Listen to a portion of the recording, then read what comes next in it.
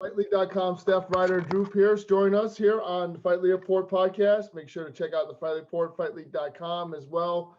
All of our interviews, all of our articles, and we appreciate you being on the podcast the first time, Drew. So, tell us how, everything is going with you, man, with all the MMA action. You're able to keep up. You're going to school. Yeah, absolutely. Thanks for having me, Sean. Things are really busy right now. I am in my final semester of college over at Ball State, so I'll have a journalism degree come a couple months, and I'm glad to be with Fight League. I've been with him for almost a year, coming up this May. So yeah, things are going well.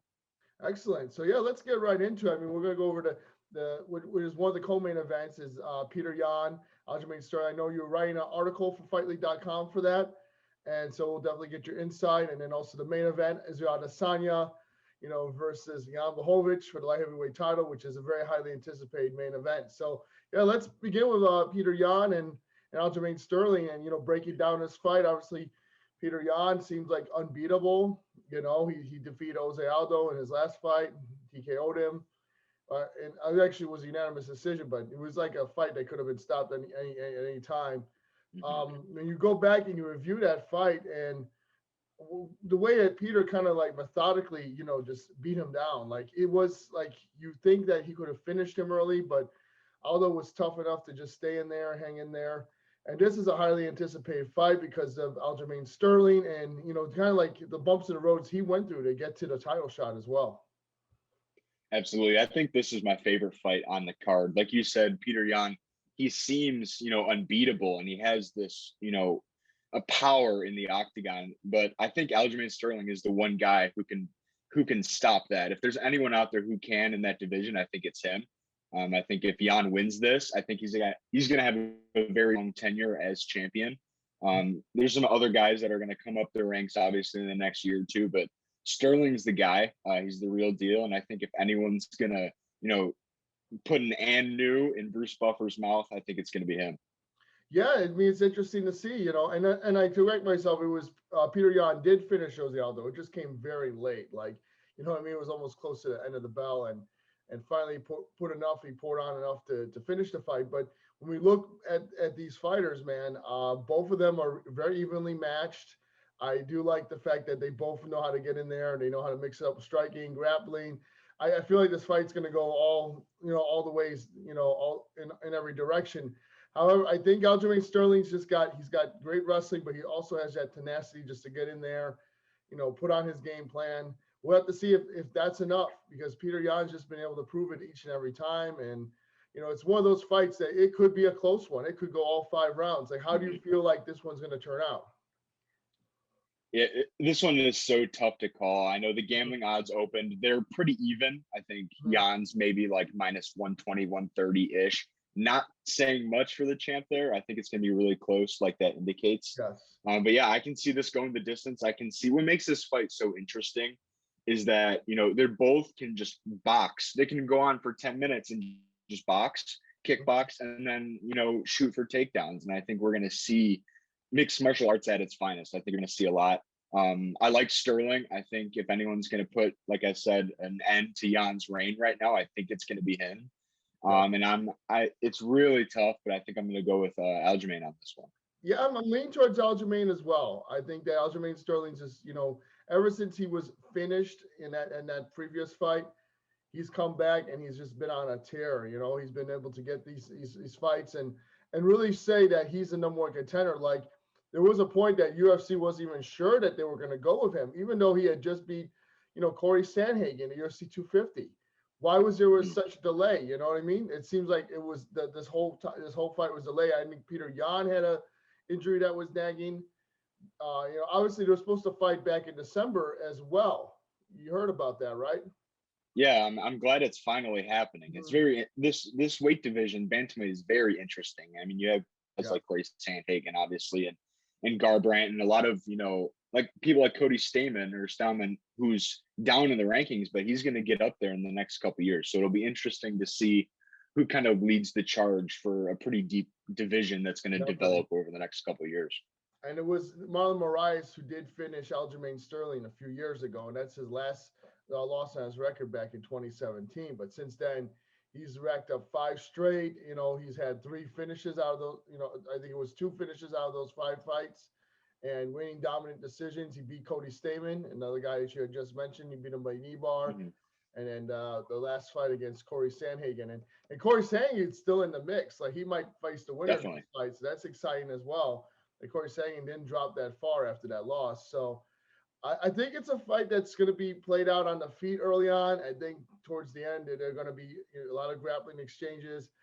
I think he has a wide frame. This Aljamain Sterling, he's tall. I think that poses a trouble with itself. I'm sure Petr Yan has taken on a lot of tough guys, and obviously he's seen seen almost every look out there. But we'll see. I mean, I think Sterling definitely has that size and that range. He would definitely put Yan in trouble. Absolutely. And it's interesting because it'll be interesting to see who shoots first, right? Yes. They both can do damage, and Jan isn't a submission guy. I mean, he can get takedowns, but he doesn't win by submission, whereas Sterling, most of his wins are submission. So it'll be interesting, if Jan shoots and takes him down, that does not mean Sterling's out of it. He could throw up a triangle. He could do a lot of stuff on his back that'll make things really a lot more interesting.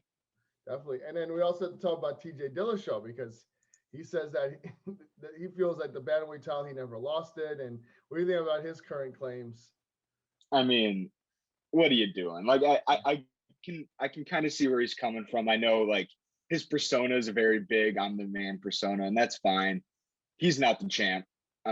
Let's be honest. He took one of the worst performance enhancers in the biz. Yeah. And I don't even think he shouldn't have a title fight right away. I think he needs to beat a guy or two, and then maybe we can have that conversation. But I mean, the claims are to get views, to get clicks. I mean, he's doing what he's doing, but I don't hold any weight to it. Definitely. I mean, we'll see what happens. Henry Cejudo may come back sometime at some point as well. And we know that Dominic Cruz is still eager to get back in the octagon when he's ready. So fighting on the prelims. Yeah, right.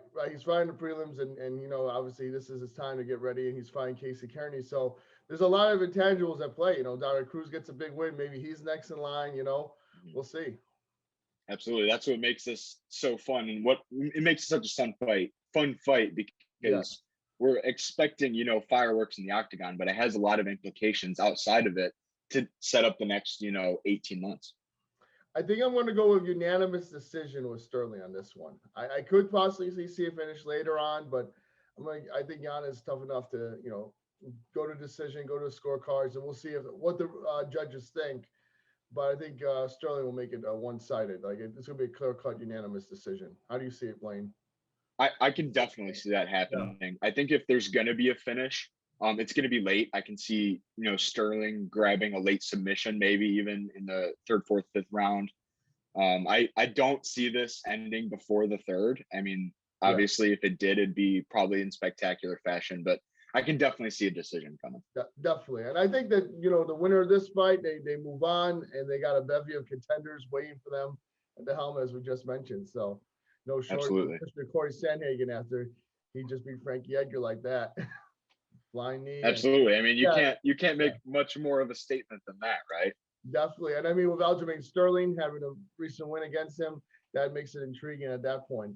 And we could probably see the best in the Bantamweight division. But Petr Yan, you really can't say like he's out of it. You know what I'm saying? Like he may lose a close one, he comes back, gets another title shot, or maybe do a rematch. We'll see. I mean, or he may come out on top of this one as well, because I think people have looked at Petr Yan and they've counted him out in a lot of his fights in the past. Definitely. So he's one of those guys that they knew he was really good, and after he beat Jimmy Rivera, that's when he beat Faber and Aldo, and that's when everybody had everyone convinced. But leading up to that, I know he wasn't always the favorite. Right, definitely. And this fight has kind of the groundwork for, as long as it's close, hey, let's just run it back anyway. Because these two, stylistically, it's a great matchup to make. It's going to, draw a lot of eyes. So as long as there isn't some giant, KO in the first round or something way one-sided, let's just do it again. Definitely. And I know that both of them have been training really well for their training camps, Longo has gotten, Aljamain Sterling ready for every fight pretty well. Actually, I learned from interviewing one of his teammates, Dylan Montello, that Aljamain Sterling has moved his training out to Las Vegas for this fight in preparation. Interesting. So he has been, but he used guys from the Longo gym, and they went out there with him, and he's been using the PI to prepare for this fight. So just getting used to his surroundings. And I'm sure Petr Yan's coming in early from Russia to do the same, Right. Yeah, it would be interesting to see if, moving a fight camp to the location where the fight's going to be really has that much added effect. Like I would assume it would, just because of convenience and travel lags and stuff, but it would be interesting to see how much of the impact that really has. Well, I think with COVID-19, that's the safest route to go, because you're not, right, definitely. You're going to already be in the bubble. You're already going to be accustomed to, not being out much, just going to the UFC PI, and obviously that they're keeping that, right. They're keeping that sacred as possible. And Absolutely. I think it's easier to get to government buildings than it is to get to the UFC PI at this point, man. Sadly, yes. But let's move on into the main event, and that is really going to be an exciting one between two of the top guys that are in their respective divisions. Obviously, Adesanya, Jan Blahowicz. And you look at this fight, man, it's a dangerous fight for both guys. I feel like it really is. I think it's one of those fights that we're going to see, is Adesanya ready to move up to light heavyweight, but not only do that, but maybe it'd be a permanent move for him and leaving the middleweight title behind. Because, once they go up, they never usually go back down. I know Amanda Nunes is planning to go back down to Bantamweight. They don't really have anyone that's holding that title. But seriously, in all seriousness, we saw it with McGregor. We saw it with, Amanda Nunes, Daniel Cormier. Once they go up, they win that weight class. They don't go back down. So at this point, I think that's where Adesanya wants to be. Possibly that fight with John Jones would be on the horizon. If John Jones, for some reason, wasn't able to stay at heavyweight. So there's a lot of implications to this one, and can't count out Jan Blahowicz with those huge knockout victories. I mean, this guy is a monster, 27, 8, and 0, and he's just really, I think, in the prime of his career right now. His last wins over Corey Anderson, Dominic Reyes, they came in the first and the second round respectively. Before that, Luke Rockhold. I mean, he has quite the power to really finish this fight early on. Absolutely. I think people underestimate Jan and his ability to do a lot of things. And I think his knockout power really overshadows his ability on the ground. I mean, he can grapple and he can take people down. And what makes this fight so interesting is Stylebender doesn't get taken down. Like that's his whole thing, is he creates space, and his takedown defense is so good. So I think that this was an incredible matchmaking. Like you said, it's a lot harder to go back down than it is to go up. I think you see that argument a lot with like the featherweight, lightweight move. They get a lot more comfortable. They feel more energized at, a weight closer to what they walk around. And I can see Izzy staying up there. I mean, I think he can fit in there, especially if he wins, obviously. I don't see him winning and then going back down by any means. But it's a very good fight on paper, and I can't wait to watch it. Yeah, same here. And we look at the fight, how we break it down. I think Adesanya is going to try to keep that range the whole time. For sure. Jan Blahowicz, he's not really much of a counter guy as he is. Like, he plods forward, and he just, has that methodical pace to him. In the mid range is where he does most of his work. As we saw in the fight against Reyes, he really peppered him with shots before he got that big finish. It's kind of like a fight where I think Adesanya has got to be elusive, but he's got to know when to let the hands go as well against a guy who's a bigger. I don't know if he's taller than him, but I believe that come fight night, he's going to be the bigger guy in Jan Blahowicz. Yeah, I know Izzy has a couple inch reach advantage. I'm not too sure. He's 2 inches taller too. So like he's already known to be lanky, and the ability to create that space. I think that's what Conor was really good at early on too, and picking his shots. So I think I think he's gonna play it safe early. I think he's not gonna want to get taken down, obviously, against a guy as big as Jan is. So I think he's going to kind of play the perimeter a little bit, but when it gets time to actually do damage, because you can't just run around the octagon for 5 rounds. No. So when it gets time to actually do some damage, that's when we're going to see some interesting things happen. Yeah, I know he's 20-0, and obviously he wants to get to 21-0. He's really, been outstanding. Every career performance, Mhm. career defining performance. We've seen the win against Robert Whittaker, Paulo Costa. Obviously, Yoel Romero wasn't the exciting fight that we were hoping to see. Very limited exchanges in that one. So I think this is going to be another exciting fight. I think Blahowicz definitely plays right into Adesanya as game plan as well. Mhm. But we'll have to see if Israel Adesanya has to keep that distance. I mean, if he gets close, Blahowicz can definitely end the fight with one punch. Definitely, from the range he's at, can definitely even Mhm. kick him. That would be a great strategy just to kick Adesanya if it's For there. sure. You know what I mean? Yeah, if you can reach him, Yeah, that's the goal. If you can reach that yeah, calf, why not? right. And it's always exciting to see, the fighter have the opportunity to become a double champ. Obviously, it started with Connor to it one time, and it's gone from then, and it's really exciting to see. I think Izzy's obviously a superstar. I mean, he's just dropped a awesome Puma commercial the other day. I'm sure he's Right. raking in the big bucks from that. But I think people grossly underestimate Jean and his ability to actually win fights. I mean, he's the champ for a reason. So if he can win this, I think he's going to catapult, especially in like the pay-per-view buy draw category. Yeah, definitely. So for this fight, how do you see it playing out? Oh man. Again, I think it's closer. It's going to be closer than people think. I know I looked at the odds yesterday, and people are saying, or the sports books are saying that Stylebender's a minus 250 favorite, which was kind of crazy to me. I thought it would be a lot closer than that. Obviously, they're thinking as well as a lot of people are thinking that he's going to go in there and get the job done. I don't think it's going to be that easy. This isn't a walk in the park.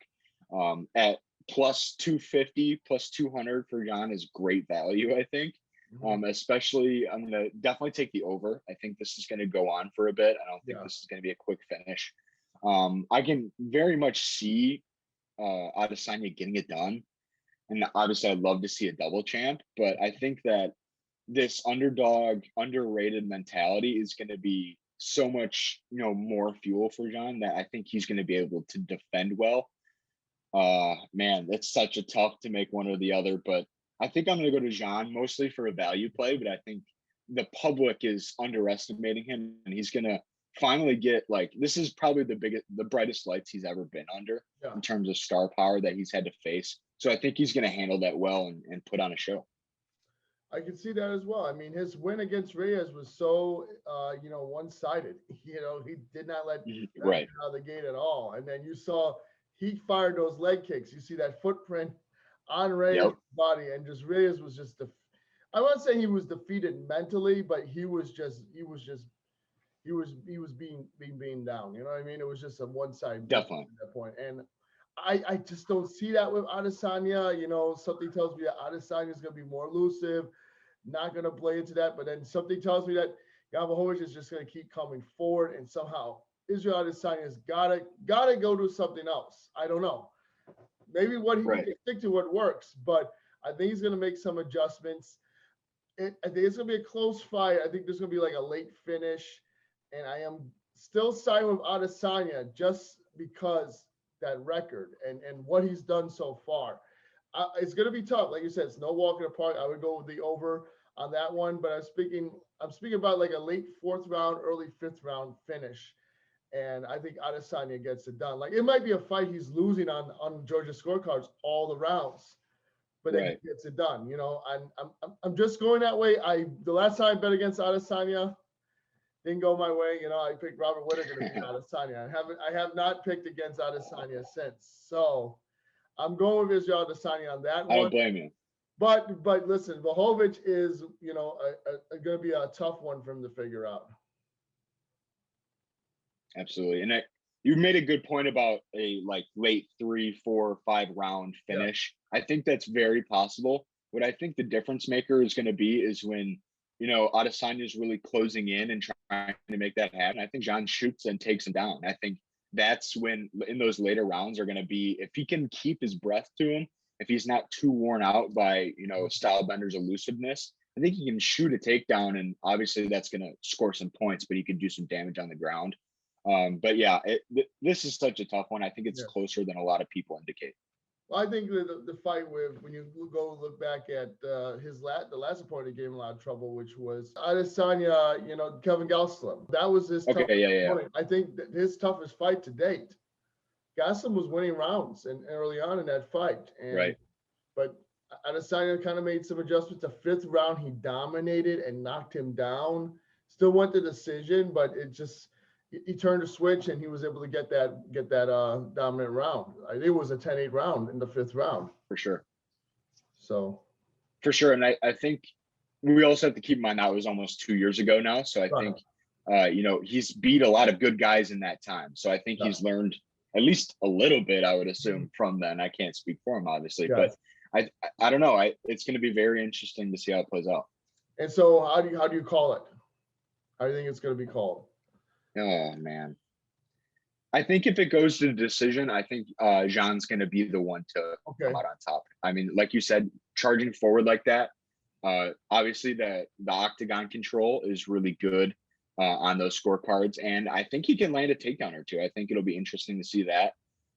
Something Stylebender has to be expecting that. I would assume he has to be preparing for that. But if he can get a couple takedowns and establish some octagon control and goes decision, I think he's going to take it. So I'm going to go I'm going to go Jan by decision, probably unanimous, but I mean, with today's judging, you never really know. So I think it'll be fireworks to watch it. It'll be fun. Yeah, I agree as well. I'm excited for this one, and and to your point, I think Adesanya is going to find a way to scramble out. Like, I just don't see him stay on his back for that long. And, I could be completely wrong. People thought the same about Conor McGregor going into his fight with Habib, right? People were like, oh, he's not going to be taken down by Habib. He's going to walk right through him. So, so anything is possible. I think we also have to keep in mind at the apex, that smaller cage. I mean, Jean's not going to need, he's going to be able to pick his angles a little better. I think Israel's going to have to be a little more creative with the feints and circling back to, get away from it. I think with that, that 5 feet difference, circumference difference is going to play a factor. It's going to be interesting. Definitely. Well, I appreciate you being on the Fight Report. Remember, check out our betting odds the week of the fights. Drew, you've been doing a great job, keeping up with that. Thank you. If you want to, figure out what we're going to do, make sure to check out that article, find out who we're betting on to win and the odds and whatnot. And then maybe in the future, we could give some parlays, do like a special podcast, like the day of, and give some parlays, Definitely as well. And appreciate you. I mean, off the top of your head, who would you parlay for the fight, for the 3 title round fights? Right off the top of your head. Oh, that's interesting. At this point, no research, just. Right. Yeah. I mean, I think Nunes is going to handle it really well. I don't see anyone in the game that's going to beat her, but I think her odds are like minus 1,200. So it's not even worth putting that in, honestly. That's not going to give you much value. I think if I'm going to do it, I would go Sterling and John, and that'll probably, they're both underdogs. I know Sterling's just a slight underdog, but I think he's at maybe plus 110, plus 100-ish. That paired with Blahowicz, I mean, you're probably looking at like a +5, +600 parlay, which, I mean, I think that's great value for this event. If I had to, maybe I will do one, honestly. Those two, and you could throw in Nunes. I don't think that's going to add anything, just because the odds are, I mean, they're 12-1 favorites, isn't going to really move that line much for you, but I think she's going to handle that fine. That would be mine. So the Sterling, Blahowicz, both underdogs. Really interesting night of fights. Yeah, I'm going to go with Adesanya. I'm going to go with Sterling because he's the underdog as well. And then my third one, I would try to pick one from the undercard, maybe Drew Dober. I think Drew Dober is an underdog. Oh yeah, I like that pick. Yeah, so I'd probably go with those. I think the Santos Ratchik is going to be a lot closer. And I still have questions about Cruz and Kenny, how that fight's going to play out. But I think, Drew Dober is still a risk, in that fight against Islam Makhachev, who's 18-1. Sure.